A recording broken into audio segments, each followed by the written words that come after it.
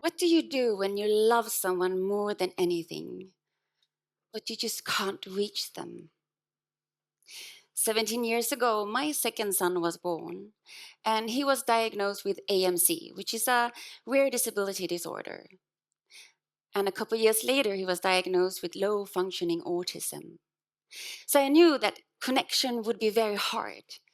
And yet, connection was the one thing I longed for the most. And I reassured myself that we're living in a country with strong supportive system, so I will get all the help I need. But the reality turned out to be very, very different. And I threw myself into years of intensive programs, ABA, work schedules, therapist, specialist, you name it. I did everything right by the book. And trust me, I read all the books. But he still felt so far away. I just couldn't reach him. And one thing I didn't understand was that every time his big brother went into the room, there were eye contact, laughter, and some form of play. When I walked in, nothing, no reaction. So I started to study them in detail for weeks and months. And then I saw it. His big brother was doing something profound. There were no expectations, no directions, no demands, just presence and this very, very unique timing. And what I also saw was that his little brother with autism, he could learn new things easily with his big brother. Things that took months and months for us parents and the therapists to achieve. That's when it hit me.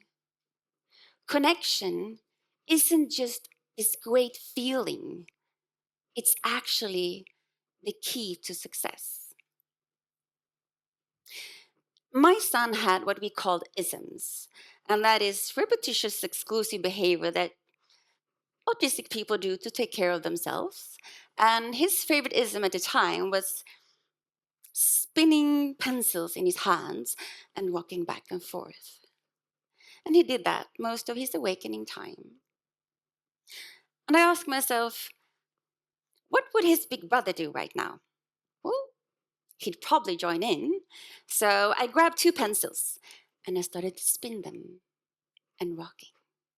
And we did that in rhythm for days, on and off. Until one day, he stopped, put down his pencils, and he crawled over to me, grabbed one of my pencils out of my hand, and replaced it with another one. And then he crawled back, grabbed his pencils, and continued his ism. And I looked down, and I realized that he had matched our colors. We now had each one red one and one green. And that was his first connection with me. His way of saying, I see you. You're allowed to join me and welcome into my world, and we can build our bridge from there. So, this changed everything. I stopped my career, I retrained, and I devoted my life to connect with my son and to help him get the communication out. Slowly, his sounds developed into words, and his words developed into sentences. And we started to play and connect. And I couldn't let go of one thought, is that if I can do this with my son, what if I can do it with someone else? But who am I? I am just a mom. But I felt that I could feel it There was something there. I could see it. I could hear it. So I started to study again. But this time, I studied autistic children in their homes with their families and their parents. And I studied in schools with therapists and the teachers. And I started to see this pattern. And it was three things that stood out for me. And the first one was questions. The amount of question we ask our children that is non-verbal and cannot answer. How come? And I actually started to count over time to see how much question we did compared to other communication. And I found out oftentimes it was between 70 and 90% of our total communication that was made out of questions. That's very interesting. What would happen if we took away the questions and replaced it with something else?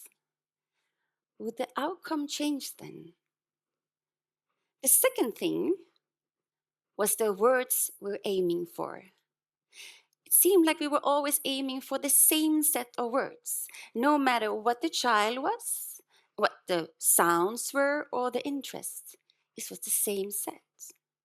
It was the colors. We loved to ask children, what color is this? And it was animals, cats, dog, elephant, or items, the amazing lamp, and the ball, of course, and the car, and of course, the ABC and numbers. So it was the same set. Why didn't we listen? Why didn't we listen to the children?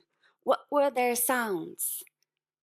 Why didn't we have this when we were made up with words we were aiming for?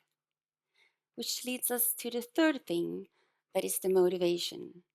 And we're all motivation driven. That's not a rocket science. So why don't we use it more with these children? Because this is a big asset. Would that change the outcome?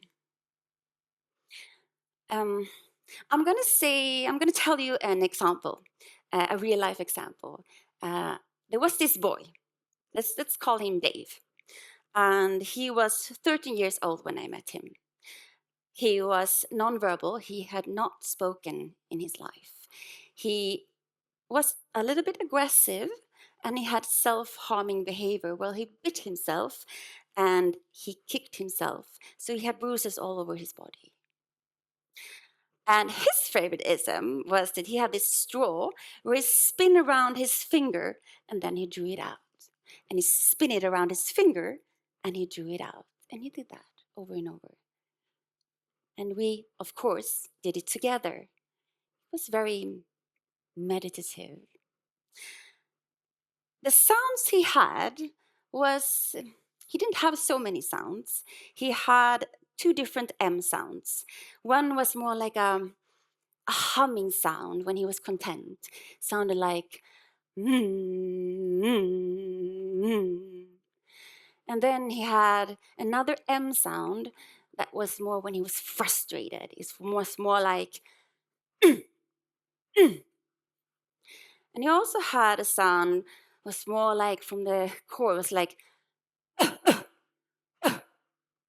so that was the sounds he most often did. There was a lot of sounds he lacked that he never even tried to say, that wasn't in his range of sounds. And his motivation, it was on Fridays, because Friday was popcorn day at school. So they came in, there was this big bowl of new made popcorns, and he just let everything go and run for the popcorns. So after spending some time with him, I saw that that was a really strong motivation. So I had the sounds and I had his motivation, the popcorns. And I had an idea. I had a plan. So I took my own bowl, but with a lid on, and I made popcorns. And I walked into the room. I was very excited of my plan. And I opened the lid. And I ate a few popcorns. And I said, popcorns, so good. And you know the smell of new made popcorns? You know, when you go to the cinema, he was just, I could feel the smell and he could hear me eating them. So he dropped everything, ran off to me, grabbed my arm and aimed for the popcorns. And I looked at him and I said, wow, I see you want popcorns. Of course you're going to get popcorns. I opened up the lid and I gave him a few popcorns. He ate them in 2 seconds, and of course he wanted more. Grabbed my arm again, pulled me to get the popcorns. I smiled, looked at him, and I said, wow, I see you want more popcorn. More popcorn. More. More. More. I planted the word. I was aiming for more. I gave him more popcorn. He ate them. And we did this a couple of rounds. And after some time, he started to get a little bit frustrated with me because I was so slow and he wanted more popcorn faster. So he grabbed me, he was a little bit frustrated, and he did his frustrated sound. And I said, wow, you said like in more. What a great sound. I love to hear your voice. Of course, you're going to get more popcorn. I gave him a bigger amount of popcorn. That made him a little bit occupied for some time to eat them up. And while he was doing that, I started to explain to him, you know what? If you want more popcorn, you could just say more popcorn. I love to hear your voice. And then I know more easily how I can help you faster. Because I want to be your friend. I want to help you. I think maybe, I don't know the time exact, but it felt like 10, 15 minutes went by. He grabbed me and he said, more, more. Ah, he said more. I just exploded with joy. I said, Dave, you just said more, like in more popcorn. That's so amazing. Just said your first attempt for a word. And I gave him the whole bowl of popcorn. And he could sense I was crazy happy. He could sense my joy. And I could see in his face that he was so proud. And he could feel my happiness. And he knew that something happened that day. He could feel it, and I could feel it. And the Fridays that came after that, he did say more when I came with the popcorn. And a few weeks later, he said, more popcorn. More popcorn. Dave is many years older now, and today he has over 200 spoken words. Nobody practiced verbal communication because he was a 13-year-old nonverbal child. It's never too late. And my son is 17 today, and he speaks all the time. And he sings on stage if he can. And he has a girlfriend and friends, and we connect every single day. So if you remember something from me today, let it be this. Listen to your heart, to the connection, because that's where the true learning and the true magic happens. And make it simple. Listen to what's already there. Because when you have the connection and the presence, then doors that you thought were closed forever will be wide open. And I hope from this day on Every time you eat popcorn, you will think about Dave with a big smile on your face and his first word, and have this warm feeling in your heart. And I want to thank you for listening to me today. It means the world to me. And I'm going to leave you with a short clip of isms with some children for you to see how different they can look. That it can be sounds, flipping hands, jumping up and down, or just falling all over and over, or just keep balance. So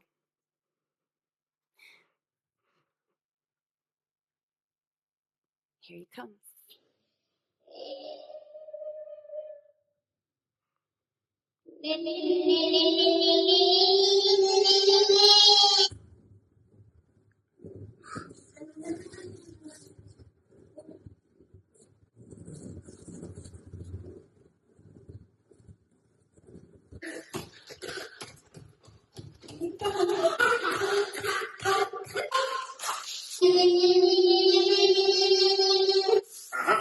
Oj, och så rör vi.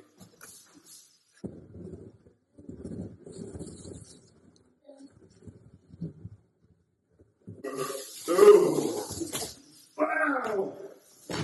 Snyggt!